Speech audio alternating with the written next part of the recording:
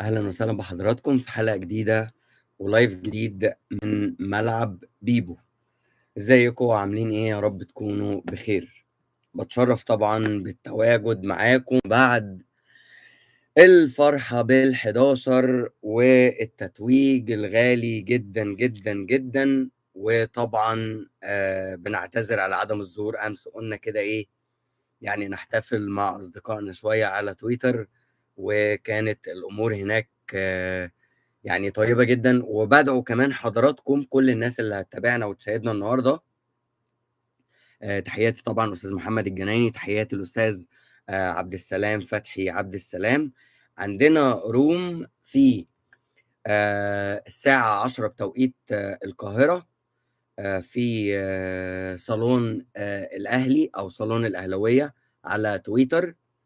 هيكون موجود معانا يعني أصدقاء عزاز علينا وعليكم أنتوا كمان شخصيا. يعني ممكن تلاقي الأستاذ المنيسي، حاولنا يعني تواصلنا معاه بالفعل، وكمان ممكن تلاقي الأستاذ أكرم الرديني، ممكن تلاقي الأستاذ أسامة السويسي، وكمان هتلاقي صديقنا العزيز مين؟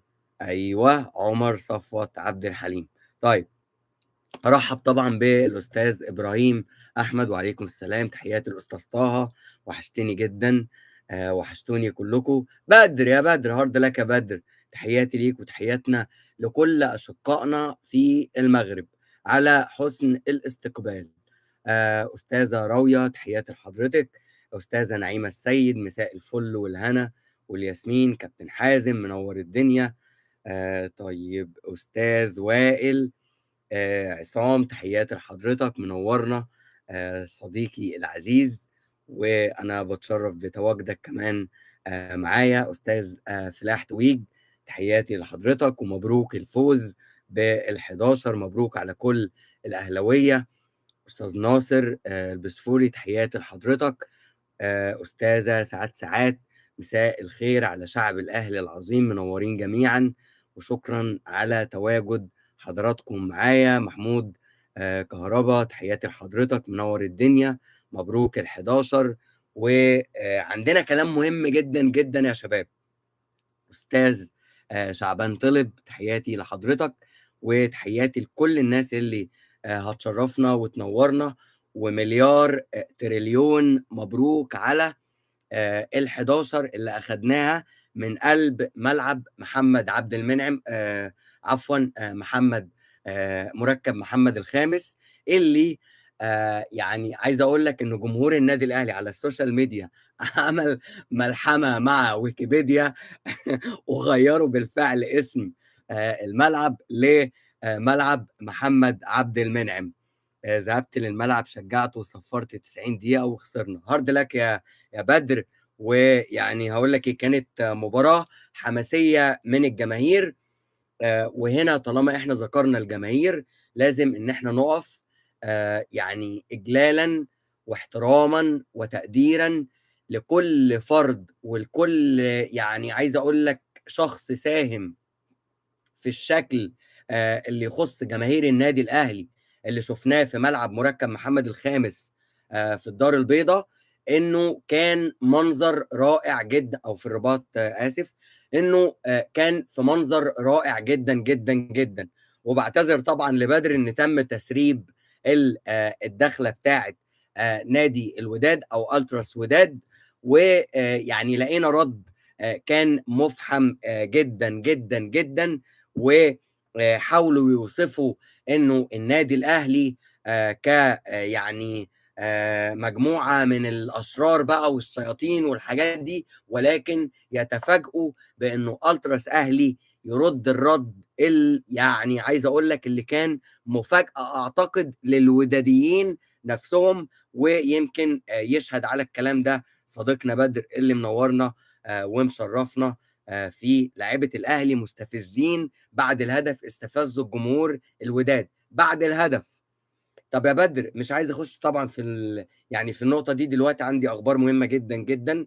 آه قبل الهدف انت شفت كوره؟ قبل الهدف انا بس حابب اشاركك بصوره طالما انت يعني توقفت عند النقطه دي. يعني معلش بعتذر للشباب. أنا عايز بس أورّي لك صورة، وممكن أنت تاخدها بشكل كويس، ممكن تاخدها بشكل سيء، لكن ما تجبرنيش إن أنا ألعب كورة في يعني معلش يعني ده لا موقف حضاري أبدًا، أبدًا على بلد زي المغرب. اتفضل يا سيدي. دي بس أنا حابب كده إيه، يعني أستاذ عاطف البرنس تحياتي لحضرتك، منوّر الدنيا، شرّفتني ونوّرتني. اتفضل يا سيدي. هل يُعقل يا جماعة أنتم طبعًا الصورة واضحة لكل الناس، وهو نَفْسه عاش الصورة دي طالما كان متواجد في الاستاد. هل الصورة اللي ورايا حضرتك دي على الشاشة، هل تقول مثلًا إنه في أجواء كرة قدم بتتلعب إنه الحكم يفضل موقّف الملعب لأكتر من 8 أو 9 دقايق علشان نستأنف يعني ال11 بتوقيت الأهلي، وبعد ما نجيب الجول أنا قعدت يا جماعة أعمل كده تحليل فني للمباراة.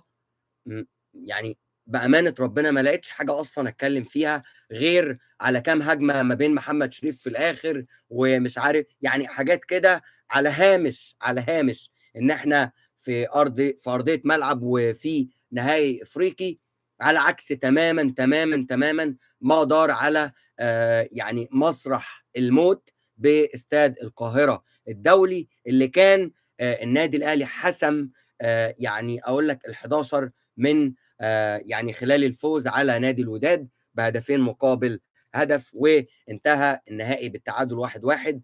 وحبايب ما تلومنيش إن أنا أحتفل، ما تلومنيش إن أنت كنت بتضيّع في وقت وكنا بنضيّع يعني كنا بندوّر على الكِوَر فين يا جماعة، ما كناش لاقيينها.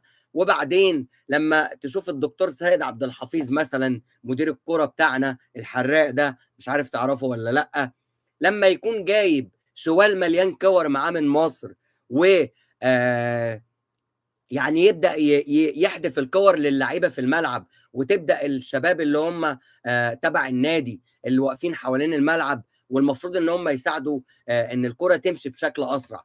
اللي أنا أقدر أقوله لك إنه كما وُصف الأعزاء والناس والصحافة والدنيا والدين، النادي الأهلي كبير على إفريقيا فقط لا غير. ولاحظ أنت، أنا عايز أقول لك على حاجة، يعني بدون يعني على فكرة وده أنا مش باتعدّى عليك ولا حاجة، لكن احسب لي الأندية التونسية ككُل أخدت كام بطولة، واحسب كمان معاهم نادي الزمالك بجماهيرهم اللي كانت اللي كانوا بيشجّعوك وجِه الألماني وراك من آخر الدنيا، احسب وقُل لي عندهم كام بطولة كمان، ومش هاقول لك قارن ببطولات النادي الأهلي لأ، هابقى أنا باجني عليك. أنا هاقول لك خُد رامي ربيعة وقارن مع الصورة دي. يعني حضرتك تجيب إنجازاتك وتجيب كاساتك وتجيب شربطاتك كده وتجيب جماهيرك الجميلة المحترمة اللي إحنا يعني شُفناها في ملعب مُركّب محمد الخامس. و معلش يعني اعذرني أو اعذرني لو عايز تعتبر مثلًا إيه، يعني اللي بيكلّمك ده لمونة وشديد عليك أو على معدتك. معلش خلّيك إيه، خلّيك روّيح يا بارُوشدي وادّي ضهرك للترعة وقُل هارد لك يا إيه، يا جاد هارد لك يا إيه، يا جاد هارد لك يا دوّار العُمدة كُلّه. هارد لك يا وداد. ما عيب يعني مش منطق يعني يا بدر لمّا تيجوا تتكلموا على يعني هاقول لك إيه، الملك المتوّج على إفريقيا. أدي الصورة اللي أنا عايز حضرتك تحطها كده، وبُص أهي باينة، شايف أبو أهو بُص، الصورة دي كده تاخدها وتشوف أندية يعني المغرب أخدوا كام بطولة إفريقية، وكمان ضيف معاهم نادي الزمالك، وضيف عليهم كمان الأندية التونسية أخدوا كام بطولة، وحُطّهم كده يعني الاتنين جنب بعض.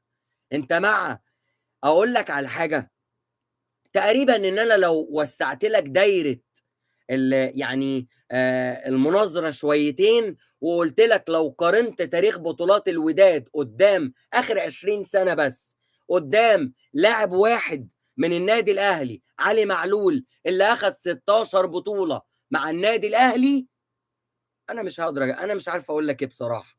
يعني أنا للأمانة يعني كفيل بإني أقصف جبهات، وكفيل بإني أجيب لك يعني كم الأمور اللي حصلت عندك. لكن اللي أنا عايز أقوله لك برضو إنه كان في رجالة ما زلنا بنشكرهم على تواجدهم، وعلى إعلاء صورة جماهير النادي الأهلي فوق. لما تيجي حضرتك في قلب المغرب وتشوف صورة زي اللي ورايا دي لجماهير ما يتعدوش على صوابع الايدين، ويعملوا دخلاتهم ويعلوا عليك وانت في بلدك، كبيرة دي. باتحادك بقى، برئيس الرابطة، ولا الجمعية، ولا برئيس اقول لك ايه الاتحاد الافريقي، ولا بمساعدة سيمبا. مش هو سيمبا برضو اللي هو الواد قتل ابوه اللي هو عامل زي القرد ده؟ يعني راجل عيب عليك بقى، عيب عيب. انت لو هتتكلم تحياتي طبعا للنسر الاهلي ابو عمر، منور الدنيا وشرفتني ونورتني، ومليون مبروك على كل الاهلاويه بال11. وقفلنا الباب وبص الاقي على تويتر جماهير النادي الاهلي هاشتاج ال12 يا اهلي. طب نحتفل على الالماني شويه، طب نحتفل على الوداد شويه، طب ادونا فرصتنا يا جدعان، احنا برضو ناس اصحاب مرض وتعبانين. ولا هم محتاجين دكتور نفساني واحنا محتاجين نقعد ونقول يعني؟ عيب بقى، مش كده بقى، مش كده بقى. خش على السلكان كله. اولا المكاسب كانت كبيره جدا جدا جدا يا استاذ هاني، تحياتي لحضرتك ومساء الجمال عليك. من اولى الانجازات اللي تمت هذا الموسم، ويعني اقول لك ايه، على مستوى كولر بس بالتحديد، لقينا الراجل مشير بوست كده على الانستجرام وعلى تويتر، والناس اصدقائنا الاحباب يمكن شيروه. لقينا الراجل كاتب قصة ظريفة لطيفة، علشان هنا بنقول يا جماعة حب النادي الاهلي وجمهور النادي الاهلي لما بيشجع فريقه، وانتمائك لفريقك ده مش بالكلام، ده انت بتحقيق انجازات واحلام لكتير من الملايين. انت هنا لما تيجي تشوف واحد زي السير مارسيل كولر، الشوكولاته السويسريه بتاعتنا، يعني اقول لك ايه، الراجل ده لازم يطلع عليه. انا ممكن اتنازل عن اسمي اللي هو اللقب اللي اداهولي تامر قرصان البحر، وبيقول لي يا زيبه، هو بيحب يقول لي يا زيبه. انا عايز اسمي يعني كولر ده زيبه، زيبه افريقيا الجديد، اللي تقدر كده تقول انه اداره النادي الاهلي تعبت كتير ودورت كتير على ما وصلت للخامه دي من الاحجار الكريمه، ومن يعني الامور اللي تفيد الكيان بتاعك. وكان حلم الراجل ده كتبه في ورقه من 4 سنين فاتت، نفسه يكسب دوري ابطال افريقيا بقى، دوري ابطال اسيا، دوري ابطال اوروبا. انا بشرح لك حلم الراجل، انا هنا بقول لك على المكان والهدف والمركز الوحيد والقاعده اللي موجوده في العالم كده. لو بصيت على خريطه تحقيق الاحلام وطموح الملايين اللي انت هتوصل لها في الاخر بعد ما اشرح لك، الراجل كتب في ورقه حطها في الدرج كده، كتب فيها انا نفسي اكسب دوري الابطال، وراح حاطط الورقه في الدرج.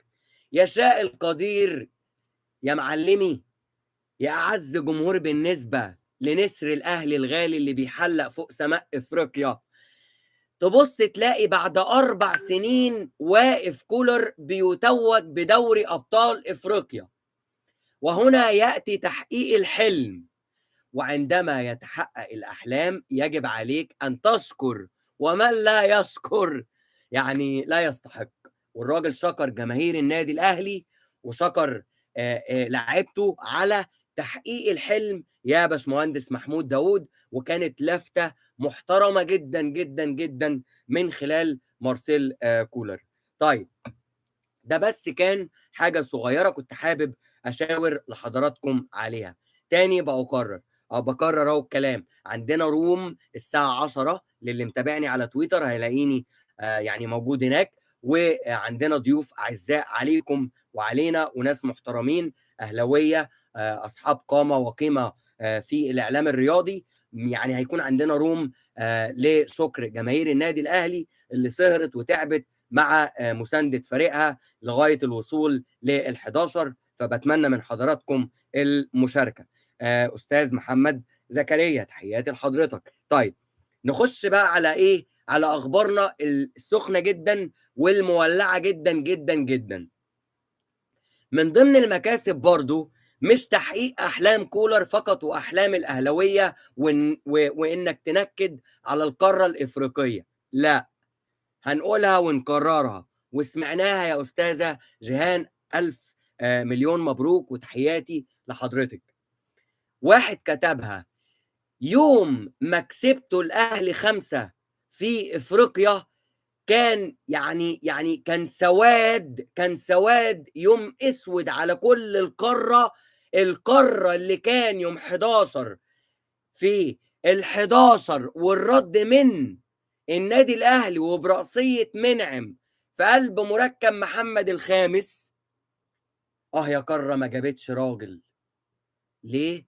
علشان انتوا لما تتطاولوا على كبير افريقيا ما ينفعش يحصل لكم غير انه يدوس عليكم، غير انه يعني اقول لك ايه، خليني امثلها لك. الاسد لما بيجي على فريسته اول حاجه بيجيبها منين؟ من رقبتها، يفطسها بعدين يطب على الكرش ويجيب المصارين والكلاوي من جوه ويبدأ يستمتع هو بقى بايه؟ بايه؟ ها؟ بالشاليمو كده، وهو بيستنشق هواء افريقيا، بيحتفل بال11 مع جماهيره. وايه يا راجل، ده انت جايب ولمم العصبجيه كلهم، والراجل التاني ماشي اللي اسمه لقجع يمين وشمال وتك تك والكهرباء وتك. ايه يا عم مالك؟ ما تهدى كده، مالك؟ هو ايه الفولت عالي عليك فهوبا ولعت نار؟ يلا نطفيها، يلا ابعت لك الحراق. ها مترجي مترجي بقى بين انت ومترجي. طب يلا نخش على اهم الاخبار بتاعتنا النهارده. معلش بقى مش هنتبه قوي ل ال يعني التايم لاين بتاعنا والرسائل بتاعتنا، لكن بطلب من حضراتكم لايك وشير للفيديو، واللي مش مشترك يشترك معانا. الاخبار اللي انت هتسمعها دي هي أنا مسجلها معاك من الساعة يمكن 6 صباحا بتوقيت القاهرة، واللي عايز يخش على تويتر يخش، وبعد كده بدأت الناس تتكلم.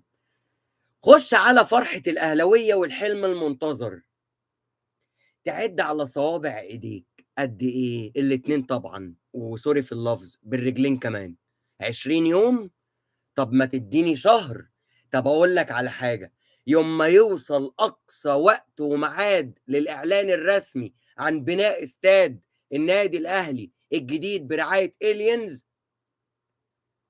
هيكون يا قبل السوبر الافريقي يا بعد ما ان شاء الله نحتفل بالكأس السوبر الافريقيه، وتكون البطوله السادسه في تاريخ، لا السادسه ايه، الخامسه، لا السادسه يا عم، هو اخذ 2 سوبر واحد كاس واحد شامبيونز افريكا، يبقى هتكون البطوله السادسه مع مارسيل كولر، ونحتفل كده بالنجمه ال11 وهي بتتحط على تيشيرت الاهلي، مع كمان الاعلان على، انا بقول لك هنا كواليس، انا جاي افرحك علشان انت من جمهور النادي الاهلي اللي المفروض انك الفرحه بتاعتك تفضل تستمر معاك على بص يعني لغايه لما نرجع للدوري.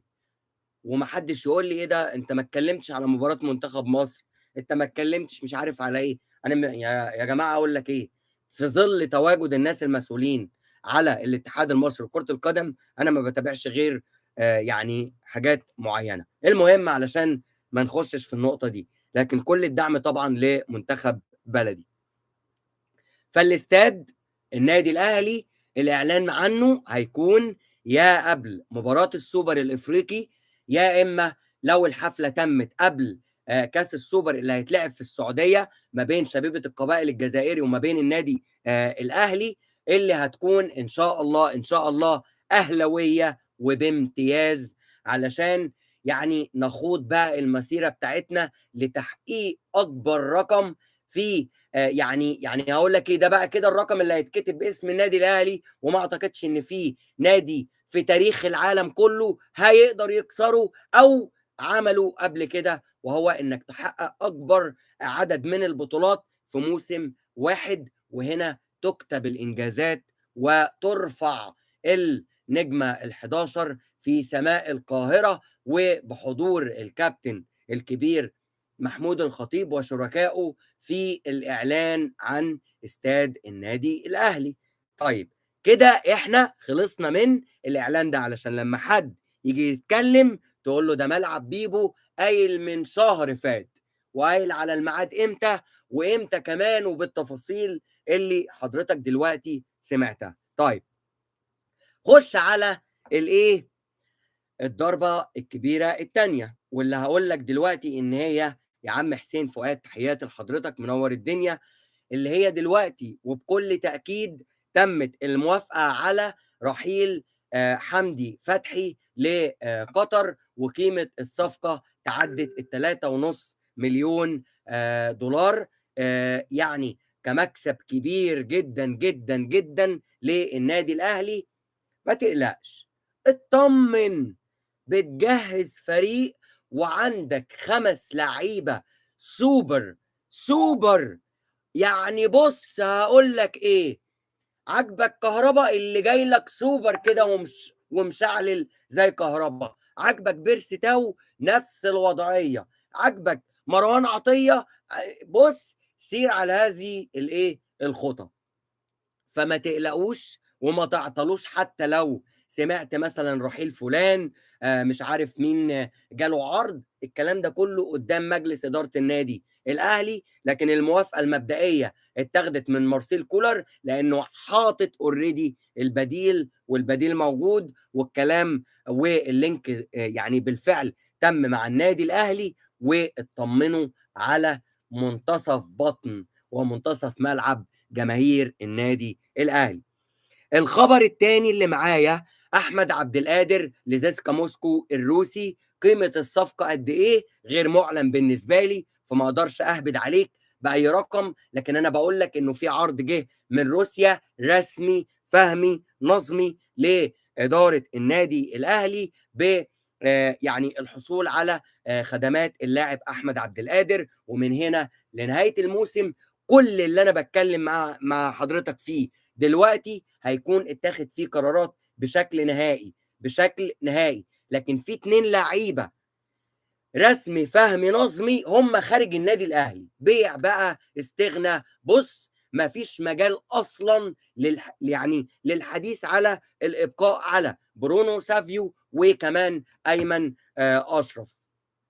كده أنا يعني جِبت لك الخلاصة، وسريعًا، سريعًا كده يعني عايز أقول لك إنه موقف كولر هو حاطط أهداف وعنده الاستراتيجية بتاعته اللي حاططها قدّامه وشغّال، وما تقلقش مع العبقري مارسيل كولر، ما تقلقش خالص، خالص، خالص. طيب على هامش بقى الألمان الجماعة إياهم اللي أنتم عارفينهم دول، علشان بس ما نطوّلش عليكم، علشان عندنا تجهيز للروم اللي قُلت لحضراتكم عليها، وإن شاء الله تشرّفونا وتنوّرونا.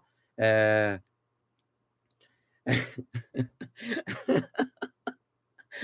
معلش معلش يا عم نسر، معلش سطلان أهو الراجل بيقول لك.